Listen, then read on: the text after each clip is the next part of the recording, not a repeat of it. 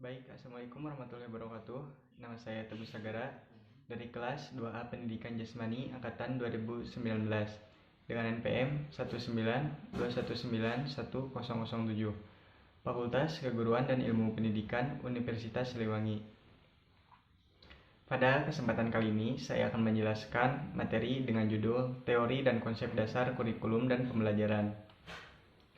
Pokok materi yang saya akan jelaskan yaitu yang pertama, pengertian kurikulum, yang kedua, pengertian pembelajaran, yang ketiga, perbedaan kurikulum serta pembelajaran, dan yang terakhir adalah hubungan kurikulum dan pembelajaran.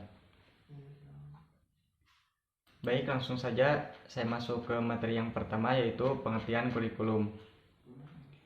Kurikulum adalah kumpulan rencana, tujuan, materi pembelajaran, dan bahkan cara mengajar yang digunakan sebagai pedoman oleh para pengajar demi tercapainya tujuan akhir pembelajaran.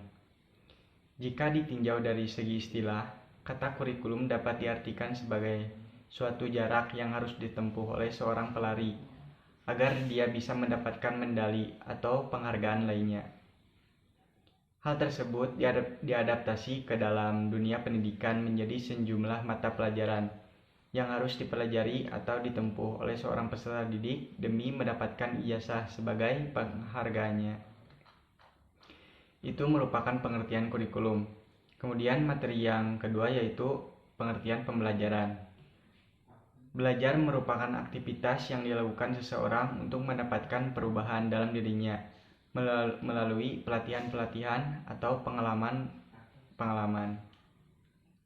Belajar juga sebagai karakteristik yang membedakan manusia dengan makhluk lain. Belajar merupakan aktivitas yang selalu dilakukan sepanjang hayat manusia, bahkan tiada hari tanpa belajar. Secara sederhana, istilah pembelajaran atau instruction bermakna sebagai upaya untuk membelajarkan seseorang atau kelompok melalui berbagai upaya atau effort dan berbagai strategi, metode, dan pendekatan ke arah pencapaian tujuan yang telah direncanakan. Pada dasarnya, pembelajaran merupakan kegiatan terencana yang mengkondisikan atau merangsang seseorang agar bisa belajar dengan baik, agar sesuai dengan tujuan pembelajaran. Oleh sebab itu, kegiatan pembelajaran akan bermakna pada dua kegiatan pokok. Yang pertama, bagaimana orang melakukan tindakan perubahan tingkah laku melalui kegiatan belajar. Kemudian yang kedua, bagaimana orang melakukan tindakan penyampaian ilmu pengetahuan melalui kegiatan mengajar. Dengan demikian, makna pembelajaran merupakan kondisi eksternal kegiatan belajar yang antara lain dilakukan oleh guru dalam mengkondisikan seseorang untuk belajar.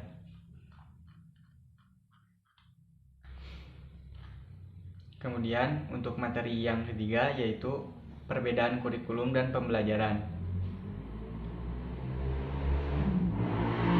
Kurikulum itu rencana pembelajaran atau materi yang diberikan oleh instansi atau lembaga kepada pelajar dalam jangka waktu tertentu.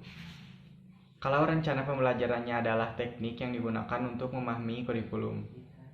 Untuk itu, kurikulum lebih banyak berisikan pembahasan tentang program, perencanaan isi, dan pengalaman belajar. Sementara itu, pembelajaran lebih banyak berisikan pembahasan tentang interaksi. Pembelajaran termasuk metode, gaya mengajar, strategi, implementasi, dan penampilan mengajar. Kemudian, materi yang terakhir adalah hubungan antara kurikulum dan pembelajaran. Kurikulum dan pembelajaran memiliki hubungan yang sangat erat, karena kurikulum itu sendiri merupakan mata pelajaran yang harus ditempuh dan dipelajari siswa untuk memperoleh pengetahuan. Dalam melaksanakan hal tersebut, tentu tidak lepas dari unsur-unsur seperti manusiawi, material, fasilitas, perlengkapan, dan prosedur-prosedur yang semua itu disebut dengan pembelajaran. Mata kurikulum dan pembelajaran tidak dapat berdiri sendiri karena saling berhubungan dan berpengaruh terhadap pencapaian tujuan pembelajaran.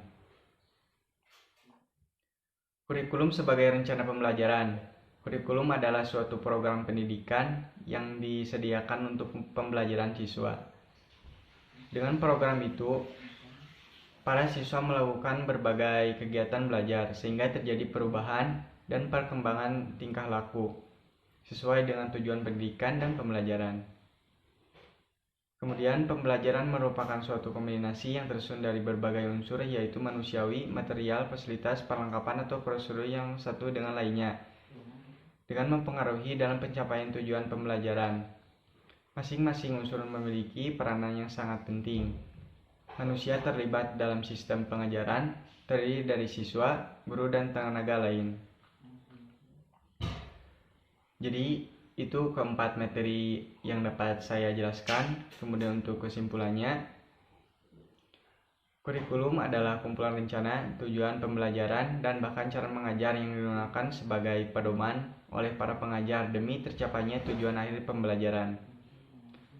Pembelajaran adalah proses interaksi peserta didik dengan pendidik dan sumber belajar pada suatu lingkungan belajar.